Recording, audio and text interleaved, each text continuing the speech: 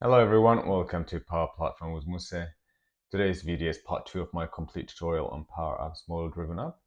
In this series, we will cover all the steps involved in creating a model-driven app. Today's video, I'll be showing you how to add an existing table to your model-driven app, and I'll also explain different data types that we have, and I'll also show you how to add a column to your form as well. So the first thing you want to do is come here to a solution. This is where you can add your tables. We do have the default solution where we can add existing tables. However, some people might try to add the table directly to the app before adding it to the solution. So what you can do is you can go here into the app. And as you can see, it says add a page. And it says database table, dashboard, custom page, web resources, and navigation link. So navigation link is just external URL that you can add. Web resources, that's like a HTML page. And then you can have a custom page that you can make here in Power Platform. And then the database table. So you can add a database table. Let's say you want to add an account table, and you can add it to your model-driven app. However, that's not the best practice, just because if you go back here, see how it says tables here? It will still say 0 because you haven't actually added the table to your solution. And that's a bad practice because whenever you want to export it, it wouldn't export that table because it's not in the solution. So as I say, the best thing to do is to come here to your solution and add existing. So we will add, you go here to add existing, go on table, and then we will add account, and we'll also add contact. And the reason that you do that is because Microsoft already provides you with out-of-the-box tables. So there's no point in creating them again when you can just reuse what's already in the default solution. So click next, and you want to include all objects. There may be times where you don't want to include all the objects in the tables, but in this case we will, and we'll just add it. What that will do is it has brought the account table and the contact table here. So that is within the solution. What you can do now, if you want to, when you want to add it to your model-driven app, when you want to customize it, is to go here, go and edit.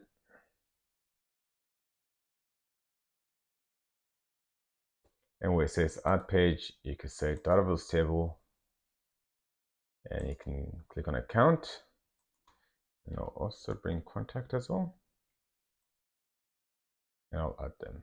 And that will add it to the app, and it will also show in the navigation page as well. So you can see this is the account table. I don't have any sample data here, but this is what it looks like. And this is a contact. So let's say I wanted to create a new contact. I'll just click on create here, new. And this is a form, by the way. This is a form. So in a form, you have the form, and in there you have tabs like here, summary, details, and within the tabs you have sections. This is what we call a section.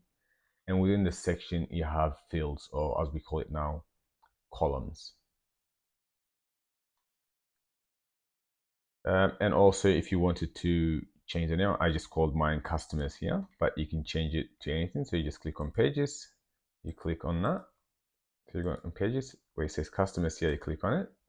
And just here on the right side, you can change the name. So if I want to change it to, say, expense,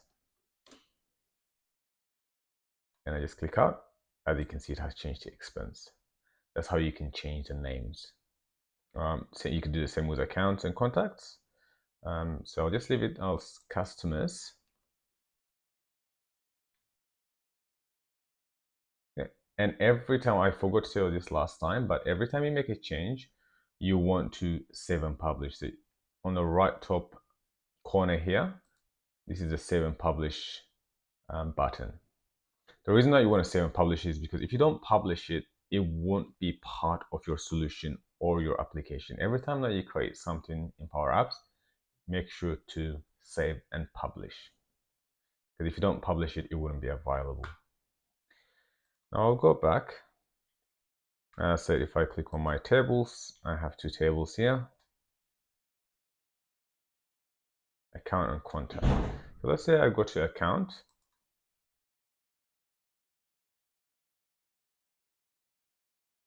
And here you see everything. So if I want to check how many columns I have, I can check on the columns area. So you can see that I have all these columns. That's just out of the box. It just comes with it. I didn't create any of this. It just comes with it. So anytime that you want to create a column, make sure you first check if they have it here. So for example, if I go here and I want to add a telephone number, there's no point into creating a new column for telephone because it already exists here and I could just reuse this one. You also have relationships, which tables to show you that which tables are related to the account table, and you have forms. So if I go to forms here, you have different kind of forms, but I will go to the main form here for account.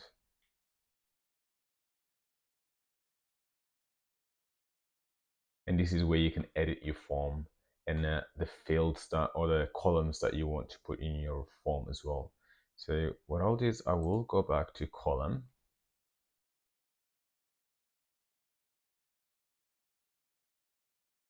On the table, so I'll just go to account. I click here and I'll go to columns. We don't have, I want to add an ABN number, Australian business number for the company that you're dealing with. We don't have that here, so I'll add a new column. Display name, I'll just call it ABN. And the data type, as I said, so we have different kind of data types. You have text. Text is, it could be plain text. Text is basically what you use for email and phone numbers and things like that. And you also have numbers, which is whole number or decimal numbers. You use that for different data types like numbers and or any calculation that you want. You have choices as well. A choice could be a selection of values. You can say red, yellow, white, or any selection that you have, active, inactive, and so on. And then you also have the yes or no boolean as well, when you just want either true or false choices. You also have currency. You also have files to upload files and so on. You also have images for image that you want to upload. In this case, we just keep it as single line of text. Behavior, we'll discuss that in the upcoming videos. And that's all we need. I will save that and I will show you how to add a column to your form. So that's already been added. What you want to do from here is you want to go to your forms. You want to go to the main form of the account. And in here is where you can customize your form. So let's say fax, for example. People don't really use fax. I want to delete that. All you have to do is click on it and delete. That's gone now. And as you can see, here is the ABN number that the ABN column that I just created. And the schema name is, as you can see, RT ABN. That's for Ratech ABN to show that it is being created by Ratech organization. If you want to just find the columns that you created, you can click here and filter it. You can click on custom. And here we have the ABN number. So to add it to the form here, I want to add it to my account information. I will just drag it from here and drop it wherever you want. So I'll just drop it below the font. And it's just dropped below the font. If I want to put it above the font, I just have to drag it and then put it above the font. That's all you have to do. Once you're done customizing your form and adding your columns, always remember to save and publish. So I'll save and publish it. Once that's done, if I go now to my model-driven app, you will see that the ABN column has been added there. I'll just show you once it finishes saving and publishing. Yeah, that's all done now. So I could go back.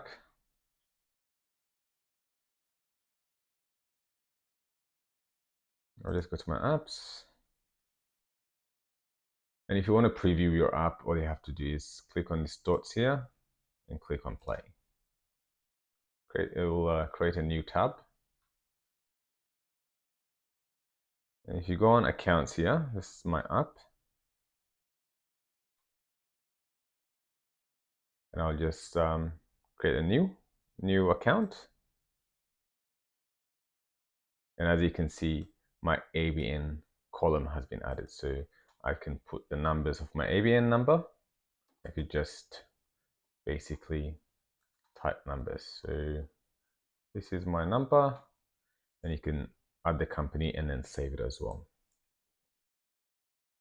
Yeah, so that's it for today. Basically, I just showed you how to add an existing table and create a column, add a column to your form, and how that looks on your app when you open the form in the app.